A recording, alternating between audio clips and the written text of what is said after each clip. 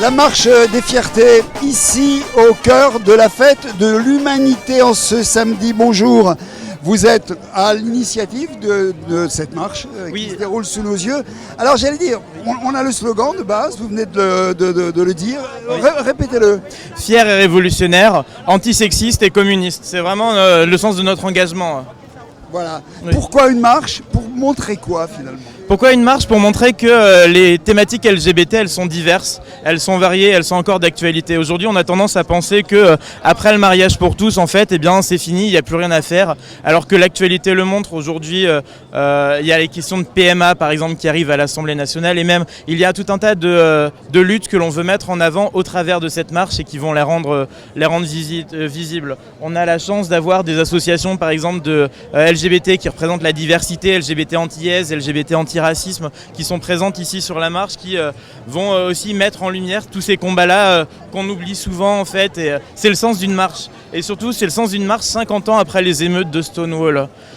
Alors rappelons ce que c'est précisément. Oui. Les émeutes de Stonewall, en fait, c'est l'événement à partir duquel on commence à dater en fait les politiques d'inclusion LGBT. En fait, il y a 50 ans, en fait, il y a eu une émeute dans un bar à New York qui s'appelait le Stonewall Inn, qui était un bar gay. Et en fait, la descente de police a été la descente de police de trop. En fait, il y avait vraiment une répression systémique à l'époque à New York et s'en sont suivis après cette descente dans le bar des semaines et des semaines entières de manifestations des trans, des gays, des lesbiennes dans les rues de New York.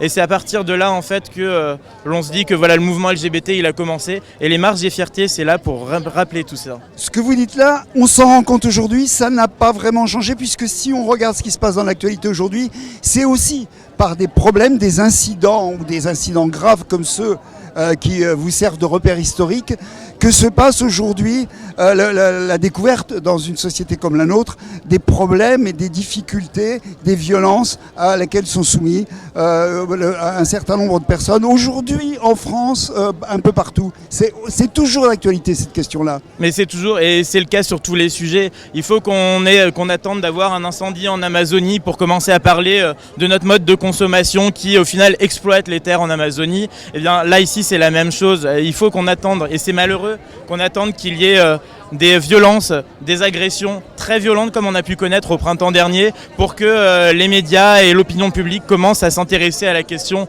C'est malheureux et c'est pour ça que ces marches elles sont nécessaires. Ces marches elles sont nécessaires parce que justement elles sont là pour rappeler qu'il y a quelque chose qui existe. Il y a encore aujourd'hui des différences de droits entre les individus, aussi en France mais aussi dans le monde. Et elles sont là pour le rappeler et pour continuer à la revendication. Alors, vous le disiez il y a quelques secondes, des associations nombreuses ici. On a, dans le mouvement LGBT aujourd'hui en France, un potentiel militant extrêmement important. Énorme. Il y a des centaines et des centaines d'associations partout en France, pas que dans les métropoles, mais partout en France.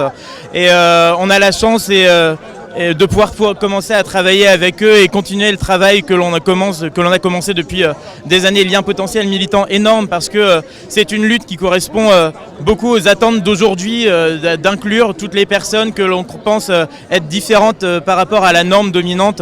C'est quelque chose qui vibre à l'intérieur de nombreuses générations et qui font qu'il y a beaucoup de militants qui s'engagent. Malheureusement, le mouvement est beaucoup dispersé et on met beaucoup d'énergie à essayer de faire en sorte justement qu'il arrive à converger, à se rassembler, parce qu'au final on a le même combat. On veut l'égalité des droits et on veut l'égalité des traitements dans notre société. Et c'en est une occasion, évidemment, ce rassemblement dont vous parlez ici, au sein de la Fête de l'Humanité. Les militants dont vous parlez, on va aller les voir, on va aller discuter un petit peu avec eux. Merci beaucoup. Merci.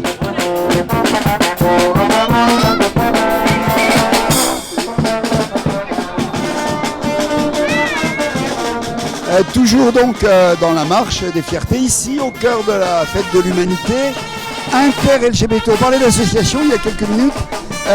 Qu'est-ce que c'est? Pouvez-vous nous expliquer ce qu'est l'association, quel est son but, quel est son rôle? Oui, l'Inter-LGBT, c'est un collectif d'associations qui vont militer ensemble pour les droits des personnes LGBTQI+. Et donc on réunit plus de 60 associations qui travaillent au quotidien pour faire avancer les droits des personnes LGBT. Donc en ce moment notamment la PMA, qui est un très très gros sujet, et la filiation qui va avec. Et on souhaite que cette PMA soit ouverte à toutes les femmes, aux personnes trans et aux personnes intersexes, avec toute la filiation qui va avec. Où est-ce qu'on en est actuellement? Parce que c'est effectivement un sujet d'actualité, un sujet important dont on parle beaucoup. Où est-ce qu'on en est de cette question de la PMA aujourd'hui? Alors, on en est que les débats sont en cours à l'Assemblée nationale. Simplement, à chaque fois que nous, on propose de nouveaux amendements pour faire en sorte que cette PMA soit réellement ouverte à tout le monde, c'est-à-dire à toutes les femmes, mais aussi aux personnes trans et aux personnes intersexes, c'est toujours ce sujet-là qui est retoqué. Donc non, on n'est aujourd'hui pas satisfait du tout et pas content du tout de ce qui est à l'heure proposé par le gouvernement. Et on souhaite vivement que ce projet de loi et le texte qui est en cours soient amendés, évoluent pour inclure tout le monde et faire en sorte que la filiation soit complète et concerne tout le monde. Il y a aussi, j'allais dire, le travail sur l'opinion, sur tout le monde. Comment on se représente cette question-là à l'heure actuelle? Qu'est-ce que vous en pensez? Dans un pays comme le nôtre, comment les gens, en règle générale, ressentent cette question et la voient? Aujourd'hui, l'opinion est prête, hein. On le voit, tous les sondages l'ont montré, la PMA, elle est acceptée. On a encore quelques réactionnaires, mais qui sont réactionnaires envers tout, envers l'IVG, envers des choses qui sont déjà bien établies dans le système français. Donc aujourd'hui, il faut y aller en fait. Il faut arrêter de tergiverser, arrêter de faire un pas en avant et 10 pas en arrière. Il faut avancer, faire passer cette loi et que enfin cette loi soit complète. C'est-à-dire qu'on ne se retrouve pas comme au moment du mariage pour tous où très clairement on nous a dénoyauté la loi. Aujourd'hui, on veut que la loi qui soit faite autour de la PMA soit complète dès le démarrage et qu'on n'ait plus besoin derrière de se battre encore pour pouvoir faire en sorte qu'elle soit complète. Donc il est crucial que la PMA inclue également les personnes trans, les personnes intersexes et toute la filiation qui va avec derrière. En dehors de cette question importante d'actualité, quelles sont les autres questions qui à l'heure actuelle vous agitent dans le mouvement? Aujourd'hui, il y en a énormément. Il y a surtout les questions intersexes. Les personnes intersexes ont besoin qu'on puisse arrêter les mutilations des enfants intersexes voilà, quand ils naissent. Il y a une grosse urgence là-dessus. Il y a une urgence sur les agressions qui ont lieu, qui sont toujours en augmentation permanente au quotidien. On en parlait il y a quelques années. On les voit dans les différents rapports, on le voit également dans la rue. Donc aujourd'hui, il faut que les choses changent et il faut qu'on puisse agir et qu'on puisse vivre notre vie tranquillement. On a l'impression tout de même on en parlait il y a quelques secondes avec l'une des personnes de la manifestation, on a l'impression qu'on en parle quand même beaucoup dans l'opinion, que ça commence à sortir ces questions-là. C'est votre avis? C'est des balbutiements. C'est simplement qu'à une certaine époque, ça n'intéressait personne. Et excusez-moi, surtout pas la presse. Donc aujourd'hui, les choses en fait commencent enfin à se dire. Donc on compte justement sur les médias et les journalistes pour rendre compte de la réalité des personnes LGBTQI+, qui est aujourd'hui encore compliquée. Donc il faut que nos familles soient sécurisées, mais que nous on puisse l'être et que surtout toutes les diversités puissent être sécurisées et avoir les mêles droits ou les droits qui leur sont propres. Vous disiez tout à l'heure un grand nombre d'associations, plusieurs dizaines dans votre association, enfin dans l'association qui les regroupe. On en parlait tout à l'heure, le potentiel militant est extrêmement important dans ce domaine à l'heure actuelle. Bien sûr, il est important et il est diversifié parce qu'il y a tellement de thématiques, que ce soit les thématiques autour de la santé qui sont très diverses, très variées et surtout cruciales, que ce soit les thématiques autour des personnes intersexes, les personnes trans, les identités de genre, les familles, les lesbiennes, qui ont été souvent aussi oubliées, que ce soit les questions dans l'éducation, le système scolaire.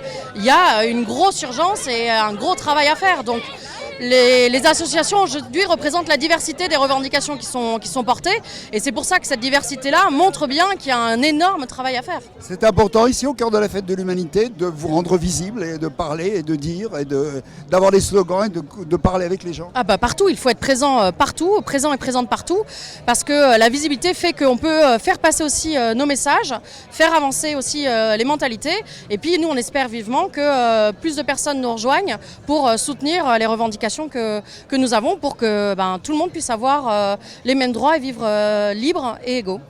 Merci beaucoup, je vous remercie. Donc je rappelle, la marche des fiertés ici au cœur de la fête de l'humanité, ça continue. On constate aussi également derrière, sur les côtés et devant nous qu'il y a énormément de monde qui participe à cette manifestation, à cette marche tout simplement. Nous allons en reparler avec d'autres responsables d'associations. Une papa, un maman, il faut mentir aux enfants. Pierre,